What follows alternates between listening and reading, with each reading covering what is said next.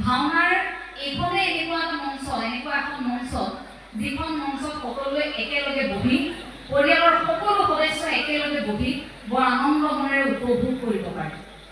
যি ভাওনাত আপোনাৰ মোৰ জীৱনৰ প্ৰতিটো কথা গুৰুজনে উপস্থাপন কৰি থৈ গৈছে। আমি মানৱ জাতিৰ চাৰিত্ৰিক দিশসমূহ বৰ সুন্দৰকৈ গুৰুজনে বিশ্লেষণ কৰি থৈ গৈছে ভাওনাৰ চৰিত্ৰৰ জৰিয়তে। গতিকে ভাওনা এখন চাবৰ বাবেও দৰ্শক হ'বৰ বাবেও সাহস লাগিব। ভাওনা সকলোৱে চাব নোৱাৰে, বহু দেৰি ভাওনাখন সকলোৱে চালেও ভাওনা বহুতে বুজিও নাপায়। ভাওনা এখন চাব পৰাকৈ, ভাওনা এখন বুজিব পৰাকৈ আপোনাৰ মনত অকণমান হ'লেও গুৰু সংস্কৃতি থাকিবই লাগিব। গুৰুজনৰ প্ৰতি আপোনাৰ মনত কৃতজ্ঞতা থাকিবই লাগিব আৰু সেই নেদেখাজনৰ ওপৰত এটা বিশ্বাস থাকিবই লাগিব। সেইবাবে ভাওনাখনৰ সন্মুখত বহি থকা, ভাওনাখন প্ৰদৰ্শন কৰি থাকোঁতে সন্মুখত বহি থকা এইসকলক আচলতে দৰ্শক বুলি কোৱালৈ ঈশ্বৰ বিশ্বাসী ভকত বুলি কোৱাটোহে বেছি ভাল লগা শব্দ। যে এইসকল ভকত বহি আছে, প্ৰতিগৰাকী ঈশ্বৰক বিশ্বাস কৰে, এই ঈশ্বৰ বিশ্বাসী সেইসকল ভকতেহে ভাওনাখন ভালকৈ কিন্তু চাব পাৰে। কেৱল দুটা চকুৰে ভাওনাখন চোৱা নহয়, চকু দুটাই অকণমান সময় আপুনি তৃপ্তি পাব পাৰে, কাৰণ ৰঙীন সাজ পোছাক পিন্ধা হয়, ইয়াত পোহৰ থাকে, গতিকে আপুনি অকণমান সময় চকু দুটাই তৃপ্তি পায়। কিন্তু হৃদয়খন আৰু মগজু, এই যে মন মগজু হৃদয়ৰ যে চকু থাকে, এই হৃদয়ৰ চকু যদি বন্ধ কৰি ভাওনাখন চায় তেন্তে আমি সেই ভাওনাখনৰ পৰা একো উপকৃত নহওঁ। গতিকে ভাওনাখন চাবৰ বাবেও হৃদয়ত কঢ়িয়াই ফুৰা চকুজুৰি অন্তত প্ৰতিগৰাকী খুলি ৰাখিব লাগিব। তেতিয়াহে সেই ভাওনাখন আপুনি উপলব্ধি কৰিব পাৰিব। ভাওনাখন গুৰুজনাই সেইবাবেই এনেভাৱে উপস্থাপন কৰোৱাইছিল, এনেভাৱে ভাওনাখন প্ৰদৰ্শন কৰোৱাইছিল যে অকণমান সময় আপুনি ভাওনাখন চাই দিয়াৰ লগে লগে আপুনি ক'ব নোৱাৰাকৈ, আপুনি ভাওনাখনত একাত্ম হৈ যোৱাৰ লগে লগে আপুনি ক'ব নোৱাৰাকৈ বহু কিবা কিবি আপুনি লাভ কৰিব।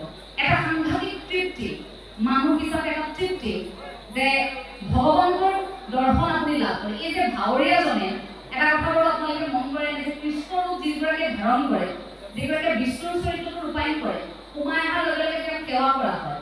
কিন্তু অসুৰৰ চৰিত্ৰটো যিগৰাকীয়ে ৰূপায়ণ কৰে, তেওঁ সোমাই অহাৰ লগে লগে তেওঁক কিন্তু সেৱা কৰা নহয়। ভগৱন্ত বুলি কোৱাৰ লগে লগে সেই যে অকণমান সময় চৰিত্ৰটো ৰূপায়ণ কৰা সেইগৰাকীকে আমি ভগৱান বুলি ভাবি লওঁ। এই চৰিত্ৰটো সোমোৱাৰ লগে লগে সেইগৰাকী ভগৱন্তক আপোনাৰ মোৰ মনটোৱে স্বীকাৰ কৰে, অৰ্থাৎ সেই অকণমান সময়তে আমি যেন ঈশ্বৰক বিচাৰি পাওঁ। সেইবাবে গুৰুজনাই ইমান সুন্দৰকৈ ভাওনাখনি সজাই আমাৰ মাজলৈ উপহাৰ হিচাপে এক প্ৰকাৰ অসমীয়া জাতিক দি থৈ গ'ল, যিটো উপহাৰ বিশ্বৰ বহুত সদায় জিলিকি থাকিব। এই ভাওনাখনে ঈশ্বৰ কি, এই ভাওনাখনে অসুৰ কি সকলো বুজালে। ভাওনাখনে ভাল কি, বেয়া কি, ধৰ্ম কি, অধৰ্ম কি, পাপ কি, পুণ্য কি, অকণমান সময় ভাওনাখন চালে আপুনি এটা উপলব্ধি কৰিব পাৰিব। সেইবাবে ভাওনাখনত ঈশ্বৰ প্ৰৱেশ যেনেকৈ হয় তেনেকৈ অসুৰৰ প্ৰৱেশ নহয়। অসুৰ যেনেকৈ তালফাল লগাই ওলায় তেনেকৈ কিন্তু ভগৱন্তৰ প্ৰৱেশ নহয়, কৃষ্ণৰ প্ৰৱেশ তেনেকৈ নহয়। তালফাল লগাই তেনেকৈ কৃষ্ণ নোলায়। কিয় নোলায়? ভগৱন্তৰ যেনেধৰণে গভীৰভাৱে ভগৱন্তৰ প্ৰৱেশ দেখুওৱা হয়, শ্ৰীকৃষ্ণৰ প্ৰৱেশ দেখুওৱা হয়, ৰামৰ প্ৰৱেশ দেখুওৱা হয়, সেই চৰিত্ৰবোৰ ৰূপায়ণ যেনেধৰণে দেখুওৱা হয়, বা ৰজাৰ প্ৰৱেশ যেনেধৰণে দেখুওৱা হয়, তেনেকৈ অসুৰৰ প্ৰৱেশ তেনেকৈ দেখুওৱা নহয়। তালফাল লগাই অসুৰৰ প্ৰৱেশ হয়। কিয় হয়? সেই চৰিত্ৰবোৰৰ জৰিয়তেও আপুনি মই অনুভৱ কৰিব পাৰোঁ। আপোনাৰ মোৰ জীৱনৰ বহু কথা, আপোনাৰ মোৰ জীৱনত চৌপাশে ঘটি থকা বহু ঘটনা পৰিঘটনা, আপোনাৰ মোৰ জীৱনৰ বহু সুখ দুখ, সকলো কথা এই ভাওনাখন যদি ভালকৈ আপুনি চাই যিকোনো এটি কাহিনী তাত আপুনি নিজক বিচাৰি পাব। যে হাতখন এফালে পালনাম চলি থাকক, এফালে এখন ভাওনা আপুনি চাইছে, তাত আপুনি তুলনা কৰিব পাৰিব যে ভাওনাখনে ক'ৰবাত আপোনাক অকণমান বেছিকৈ কিবা এটা শক্তি যোগান ধৰিছে, সেয়া মানসিক শক্তি। গতিকে ভাওনা এখন কেৱল দৰ্শকৰ শাৰীত বহি চকীত বহি বা আগতেতো নামঘৰত একেলগে সকলোৱে বহি চোৱা এটা পৰিৱেশ আছে। এতিয়া কিছু ব্যৱস্থাপনাৰ বাবে ইয়াক মঞ্চলৈ অনা হৈছে লাহে লাহে, কিন্তু আধ্যাত্মিকতাৰ মাজত আছে, সেইটো ভাল লগা কথা। আধ্যাত্মিকতাৰ মাজত থাকি এই যে দৰ্শকসকলে যে ভাওনাখন উপভোগ কৰিবলৈ আহে, তেওঁলোকে কিন্তু হৃদয়ৰ চকুজুৰি খোল খুৱাই অন্তৰৰ পৰা অকণমান সময় ভাওনাখন অনুভৱ কৰিম বুলি যাতে আহে, অনুভৱ কৰিম বুলি যাতে এই ভাওনা ভাগি তেওঁলোকে চায়, আৰু ভাওনা ভাগিৰ মাজত প্ৰতিটো চৰিত্ৰ যাতে উপলব্ধি কৰিম বুলি এটা মনতে এটা সংকল্প প্ৰতিগৰাকীয়ে বান্ধে, সেইটোহে আমি আশা কৰোঁ। গতিকে ভাওনাক লৈ গুৰুজনাৰ যি সপোন আছিল, গুৰুজনাৰ যি পৰিকল্পনা আছিল যে ভাওনাই সমাজ সমৃদ্ধিশালী কৰিব, একতাৰ এনাজৰীডাল কটকটীয়া কৰিব, সেই উদ্দেশ্যটোৰ পৰা আমি ক'ৰবাত কেতিয়াবা ৰৈ পৰিছোঁ নেকি? কেতিয়াবা প্ৰতিযোগিতাৰ ধামখুমীয়াত আমি আমাৰ অস্তিত্ব হেৰুৱাবলৈ আগবাঢ়িছোঁ নেকি? কেতিয়াবা প্ৰতিযোগিতাৰ ধামখুমীয়াত আমি সেই ভাইটিবাদত পাহৰিছোঁ নেকি? প্ৰতিগৰাকী অসমীয়াই নিজক প্ৰশ্ন কৰাৰ সময় আহি পৰিল। আমি অতীতক নাপাহৰাকৈ গুৰুজনাই যেনেধৰণে এই নাটৰ প্ৰচাৰ প্ৰসাৰ কৰিছিল, আমালৈ যেনেকৈ আগবঢ়াই থৈ গৈছিল, ঠিক তেনেকৈ আধ্যাত্মিকতাৰ মাজেৰে ভাওনাভাগী সদায় আমাৰ মাজত জীয়াই থাকক, সেয়া আমি প্ৰতিগৰাকী আচলতে কামনা কৰোঁ। ভাওনাৰ মাজত ভয় আৰু ভগতি থাকক। এতিয়া ভাওনাৰ ভাও ল'বলৈও শিল্পীসকলে ভয় নকৰে, ভাওনা পাতিবলৈ বহু সংখ্যকে ভয় নকৰে। ভয়টো ঈশ্বৰৰ ভগতিৰ কথাহে কৈছোঁ। ভয়ে ভগতি, সেই ভক্তিভাৱটো আয়োজকৰো থাকিব লাগিব, শিল্পীসকলৰো থাকিব লাগিব। আজি ইমান সুন্দৰকৈ আপোনালোক আহিছে ভাওনাভাগী চাম বুলি, শিল্পীসকল সাজু হৈছে, চৰিত্ৰবোৰ ৰূপায়ণ কৰিছে, তেওঁলোকৰ মনত এটা ভয় আছে, কি হ'ব এইখন ভাওনা। ভাওনা সকলোৱে কৰিব নোৱাৰে। যেনেকৈ ভাওনাখন সকলোৱে চাওঁতে বুজি নাপায় বা চাব নোৱাৰে, ঠিক তেনেকৈ ভাওনা সকলোৱে কৰিবও নোৱাৰে। বহু ভাল ভাল অভিনেতা অভিনেত্ৰী থাকিব পাৰে, তেওঁলোকে খুব ভাল অভিনয় কৰে, থিয়েটাৰত কৰিব পাৰে, তেওঁলোকে চিৰিয়েলত কৰিব পাৰে অভিনয়, ধাৰাবাহিকত, বা তেওঁলোকে ছবিত অভিনয় কৰিব পাৰে। কিন্তু আচৰিত কথা আপুনি চাব, ভাওনাখনত তেওঁলোকে অভিনয় কৰিব নোৱাৰিবও পাৰে। ভাওনা ইমান সহজ কথা নহয়। অন্তৰত ভক্তিভাৱটো লাগিবই ভাওনা কৰিবৰ বাবে। গতিকে ভাওনা কৰা প্ৰতিগৰাকী শিল্পীয়ে সেই ঈশ্বৰ ভগতিৰে আগবঢ়াটো আমি কামনা কৰোঁ। শালীনভাৱে ঈশ্বৰক সেৱা জনাই বহুত এটা সাহস লৈ যে আমি গুৰুজনাৰ এই সৃষ্টিৰাজি প্ৰচাৰ প্ৰসাৰ কৰিবলৈ আগবাঢ়িছোঁ, কাৰণ আমি দায়বদ্ধ। আমি যদি অকণমান ক'ৰবাত ভুল কৰোঁ, এই পিছৰ প্ৰজন্মলৈ এটা বেয়া বাৰ্তা ৰৈ যাব। গতিকে আমি দায়বদ্ধ, আমি শুদ্ধ ৰূপত ভাওনাখন উপস্থাপন কৰিব লাগিব। এই ভয়টো, এই ভগতি যিসকল শিল্পীৰ মাজত থাকিব, সেইসকল শিল্পীয়ে কোনো কাৰণতে ভাওনাত বিকৃত কৰিব নোৱাৰে। বৰ ভাল লগা এটা পৰিৱেশ আপোনালোকৰ ইয়াত সৃষ্টি হৈছে। এইটো প্ৰথমবাৰৰ বাবে মই দেখিছোঁ যে ক'ৰবাত যদি ভাওনা সমাৰোহ হয়, তেন্তে কেতিয়াবা এককভাৱে মাতৃভাষাৰ ভাওনাই হৈ থাকে, বা অংকীয়া ভাওনা কৰিলে অংকীয়া ভাওনাই হয়। কিন্তু ইয়াত ব্ৰজাৱলীটো প্ৰাধান্য দিয়া হৈছে, অৰ্থাৎ গুৰুজনাই যে অংকীয়া নাটৰ সৃষ্টি কৰিছিল, অংকীয়া নাট আৰু সমান্তৰালভাৱে কিন্তু পিছৰ নাটখন মাতৃভাষাৰ হৈছে। এইটো কিন্তু বৰ ভাল লগা কথা যে মাতৃভাষাৰ ভাওনা এতিয়া বহুলভাৱে প্ৰচলিত। ভাল লগা কথা, নতুন প্ৰজন্মৰ শিল্পীসকল ওলাই আহিছে, তেওঁলোকে ভাওনা কৰিম বুলি আহিছে। স্বীকাৰ কৰিবলৈ বাধ্য, গুৰুজনাৰ আন কথাবোৰ স্বীকাৰ নকৰিলেও কিন্তু ভাওনা সংস্কৃতি নতুন প্ৰজন্মই স্বীকাৰ কৰিবলৈ বাধ্য। নতুন প্ৰজন্মই এতিয়া আগবাঢ়ি একে ভাওনা কৰিম বুলি। গুৰুজনাৰ সৃষ্টিৰাজিৰ সফলতা কিন্তু সেইখিনিতে। গতিকে সেই ভাওনা এভাগী আয়োজন কৰাৰ ক্ষেত্ৰত সেইখিনি দিশত যথেষ্ট চকু ৰখাটো এতিয়া প্ৰয়োজন হৈ পৰিছে। ইমান সুন্দৰকৈ এই প্ৰচেষ্টাটো লৈছে যে প্ৰথমে ৰুক্মিণীকৰণ হ'ল আৰু ইয়াৰ পিছত মৎস্য অৱতাৰ, চাৰিবেদ উদ্ধাৰ, এই নাটভাগী আপোনালোকে চাবলৈ পাব। অৰ্থাৎ আপোনালোকে প্ৰথমে ব্ৰজাৱলী ভাষাৰ খুব সুন্দৰ, আপোনালোকে এভাগী অংকীয়া নাট আপোনালোকে চালে বৰ সুন্দৰকৈ উপভোগ কৰিলে, আৰু ইয়াৰ পাছত আপোনালোকে এতিয়া সাজু হৈছে মাতৃভাষাৰ এভাগী ভাওনাৰ বাবে। গতিকে একে বহাতে আপোনালোকে দুখনকৈ বৰ ভাল লগাকৈ দুখন ভাও আপোনালোকে চাবলৈ পাব। এইটো খুব এটা সুন্দৰ পদক্ষেপ বুলি মই অনুভৱ কৰিছোঁ এই কথাষাৰ। তেতিয়া অন্তত এই ব্ৰজাৱলী ভাষাত আমাৰ যিবোৰ অংকীয়া নাটৰ প্ৰচলন আছিল, এয়া কেতিয়াবা নোহোৱা হৈ গৈছিল বুলি আমি মূৰে কপালে এটা সময়ত হাত দিবলগীয়া নহয়। চৰ্চা সমানে চলি আছে, অসমীয়া মানুহে চৰ্চা সমানে কৰিছে, আৰু সেই চৰ্চাৰ মতো প্ৰশিক্ষকৰ পৰা যেতিয়া শিকিবলৈ আহিব, প্ৰণালীবদ্ধভাৱে খুব শুদ্ধ সত্যৰ ৰূপত উপস্থাপন কৰা একাংশ প্ৰশিক্ষকক বাছনি কৰি ইয়ালৈ যেতিয়া আমন্ত্ৰণ জনোৱা হ'ব, সেইসকলে যেতিয়া শিকাব, আপোনালোকৰ সন্তানে যেতিয়া শিকিব, তেতিয়া আপোনালোকেও এটা সময়ত গৰ্বেৰে ক'ব পাৰিব আমাৰ ল'ৰাই গুৰু সংস্কৃতিৰ সাধনা কৰিছে। আপুনি তেতিয়া দুখ কৰিবলগীয়া নহয় যে আপোনাৰ সন্তানে গুৰু সংস্কৃতিৰ একোৱেই নাজানে। আপোনাৰ সন্তানে সেইখিনি সম্পূৰ্ণ ৰূপত শিকিব। গাঁওসমূহত, গ্ৰাম্যাঞ্চলসমূহত এই শিপাডাল এতিয়া ধৰি ৰখাৰ বৰ প্ৰয়োজন হৈ পৰিছে। আগতে ভাওনা বুলি ক'লে এমাহ দুমাহৰ আখৰা চলি থাকে। সংলাপ যেতিয়ালৈকে মুখস্থ নহয় তেতিয়ালৈকে ভাওনা আখৰা চলিয়ে থাকে। যেতিয়ালৈকে সকলোৱে মুখস্থ হ'ল, দিন বাৰ এদিচাই ভাওনাৰ আয়োজন কৰিলে, গোটেই গাঁওখনত এটা এনে আধ্যাত্মিক পৰিৱেশে বিৰাজ কৰে যে গাঁওখনত সেইকেইটা দিন এক প্ৰকাৰ কোনেও আমি আহাৰেই নাখায়। ইমান ভাল লগা এটা পৰিৱেশ। সেই গাঁওখনত খোল বজাব জনা জ্যেষ্ঠ বায়নগৰাকী, তেওঁ কোনো অভিজ্ঞতাও নাই। তেওঁ অভিজ্ঞতা আছে ৰাইজৰ সৈতে বজাই থকাৰ, কিন্তু তেওঁ আনুষ্ঠানিক কোনো ফুলৰ শিক্ষা গ্ৰহণ কৰা নাই। অভিনয় কৰা সকলো চাব কোনো পৰিৱেশ কলা বিভাগৰ পৰা অহা নহয়।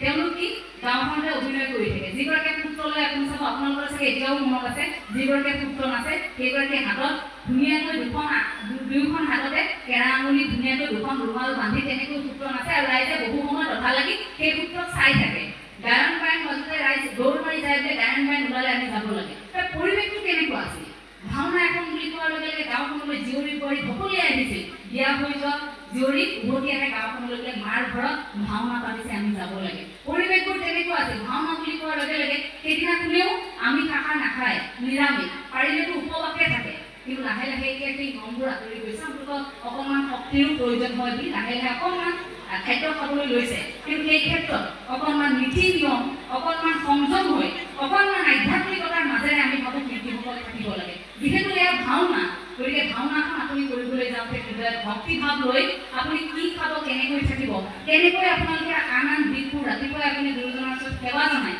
কেনেকৈ সেৱা লৈ নাক খোলাৰ পৰা নাক সামৰণিলৈকে অন্যান্য কাৰ্যসূচী কৰিছে এইটো বৰ ডাঙৰ কথা কাৰণ ভাওনা এখন তেনেকুৱা নহয় যে নাট এখন আনি আপুনি আখৰা কৰিলে দুদিন আখৰা কৰি আপুনি ভাওনাখন কৰবাত কৰি দিলে ভাওনা তেনেকুৱা কথা নহয় ভাওনা অসমীয়াৰ হৃদয়ে হৃদয়ে শিপাই থকা এনেকুৱা এক সম্পদ যাক যদি কেতিয়াবা আপুনি কৰবাত আঘাত কৰে গোটেই জাতিটো এদিন কান্দিবলগীয়া হ'ব গতিকে ভাওনা আপুনি মই বিকৃত হ'বলৈ কেতিয়াও দিব নোৱাৰোঁ নাক খোলাৰ পৰা নাক সামৰণিলৈকে আখৰা কৰাৰ পৰা ভাওনা শেষ হোৱালৈকে ভাওনাখনৰ সৈতে আপোনাৰ মোৰ যিটো সম্পৰ্ক আছিল পূৰ্বতে ভাওনা বুলি কোৱাৰ লগে লগে আপোনাৰ মোৰ হৃদয়ত যিটো গুঞ্জৰি উঠিছিল সেই শব্দটো এতিয়াও থাকিব লাগিব আপোনাৰ মোৰ হৃদয়ত সেই শব্দটো এতিয়াও বাজি থাকিব লাগিব যে ক'ৰবাত যদি কিবা ভুল হয় ভগৱানে ভুল ধৰিব এই যে ভয় এটা আছিল ভগৱানৰ প্ৰতি সেই ভয়টো আজিকালি নোহোৱা হৈছে সেই ভয়টো নোহোৱা হৈছে বাবেই হয়তো ভগৱানে চাগে আমাক নিয়ন্ত্ৰণ কৰিবলৈ বাদ দিছে ভগৱানেও চাগে হয়তো ভাবিছে এই সকলোবোৰ কি নিয়ন্ত্ৰণ কৰি থাকিম ভগৱানেও চাগে এতিয়া আহ্বান কৰা হৈছে মনুষ্য জাতিক আমাৰ তেনেকুৱা লাগে গতিকে ভগৱন্তই আমাক এটা আশীৰ্বাদৰ হাত মনুষ্যক প্ৰদান কৰি আছে এই আশীৰ্বাদৰ হাতখন আপুনি মই কেনেকৈ গ্ৰহণ কৰিছোঁ সেইটো ডাঙৰ কথা আপোনালোক প্ৰতিগৰাকী কুশলে থাকক সময় কেইটামান দিন আগতে গান্ধাৰীৰ অভিশাপ এখনি নাটৰ গান্ধাৰীৰ চৰিত্ৰত অভিনয় কৰিছিল গতিকে অকণমান মই গান্ধাৰীৰ সংলাপেৰে মোৰ ক'বলগীয়া কথাষাৰ সামৰণি মাৰিম অকণমান মোৰ অতি ভাল লগা চৰিত্ৰ গান্ধাৰীৰ চৰিত্ৰটি এটি সংলাপ আমাৰ গাঁৱত আকৌ গান্ধাৰী বুলি নহয় গেন্ধাৰী বুলি কয় সঁচা কথা আমাৰ গাঁৱত এনেকুৱা হৈছে কি লৈছে বোলে গেন্ধাৰী ৱা গেন্ধাৰী আমাৰ দেউতাই তেতিয়া শুধৰাই দিয়ে বুলি সেই গেন্ধাৰী নহয় গান্ধাৰী সহজ সৰল নহয় গান্ধাৰী গেন্ধাৰী বুলি কয় গেন্ধাৰী বুলি চলি থাকে মোক যেতিয়া চৰিত্ৰটো দিছে আমাৰ সাংবাদিকসকলৰ আছিল যিখন মই ভাবিছোঁ মই বাৰু গেন্ধাৰীহে ক'ব লাগেনে তাৰপাছতো ভাবিছোঁ যে চৰিত্ৰটো খুব ভাল লগা গান্ধাৰীৰ সেই স্বামী প্ৰেম গান্ধাৰীৰ সেই হেঁপাহটো পুত্ৰসকলক পুণ্যৰ পথলৈ ঘূৰাই অনাৰ যিটো তাৰণা আছিল বাৰে বাৰে দেখি আছে গান্ধাৰীয়ে যে অন্যায় হৈছে বাৰে বাৰে নিজৰ স্বামীক জোৰ দিছে যে তেওঁলোকক ঘূৰাই আনিব লাগে যুদ্ধ নালাগে বাৰে বাৰে পুত্ৰ দুৰ্যোধনক কৈছে যে যুদ্ধ নালাগে এই যুদ্ধৰ প্ৰয়োজনেই বা ক'ত য'ত যদি আত্মীয় হেৰাই যায় সেই প্ৰশ্ন গান্ধাৰীয়ে কৰিছে আৰু অৱশেষত যেতিয়া ভগৱান শ্ৰীকৃষ্ণই এই সকলো চক্ৰান্ত কৰাৰ কথা গম পাইছিল পুত্ৰখিনে গান্ধাৰীয়ে সিদিনা কান্দি কান্দি শেষত অভিশাপ দিছিল আৰু গান্ধাৰীৰ এই অভিশাপতে ভগৱান শ্ৰীকৃষ্ণৰ যাদৱ বংশ ধ্বংস হৈছিল আপোনালোক সকলোৱে জানে সেই সংলাপটি এখন কিন্তু তুমি কোৱাচোন যদুপতি মানুহৰ পাপ পুণ্য ধৰ্ম অধৰ্ম এই সকলোবোৰৰ গৰাকী তুমি নহয় জানো তেন্তে যদুপতি তুমি কিয় মোক মোৰ সন্তানসকলক তুমি পুণ্যৰ পথলৈ ঘূৰাই নানিলা যদুপতি সিহঁতক কিয় তুমি অধৰ্মৰ বাটলৈ ঠেলি দিলা যদুপতি আজি মই তোমাক ভালদৰে বুজিব পাৰিছো এই গান্ধাৰীয়ে এই পুত্ৰখিনা গান্ধাৰীয়ে কিয়া তুমি কান্দিবৰ নিমিত্তে নহয় জীয়ৰী বোৱাৰীবোৰে কিয়া তুমি কান্দিবৰ নিমিত্তে নহয় মই তোমাক আজি ভালদৰে বুজিব পাৰিছো যদুপতি যিমান সুন্দৰ তুমি সিমান নিষ্ঠুৰ তুমি যিমান কোমল তুমি সিমান কঠোৰ যদুপতি মই তোমাক আজি ভালদৰে বুজিব পাৰিছো তুমি এই কুৰুক্ষেত্ৰ মহাৰণৰ কৰিলা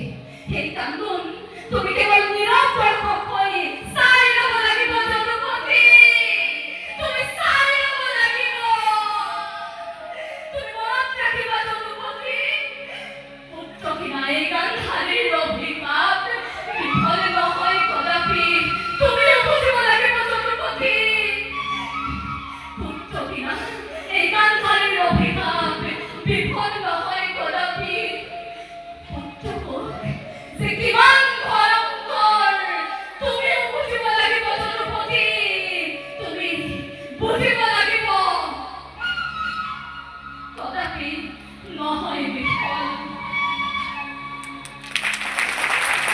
আৰু ধৰ্মপুত্ৰ কৈছিল,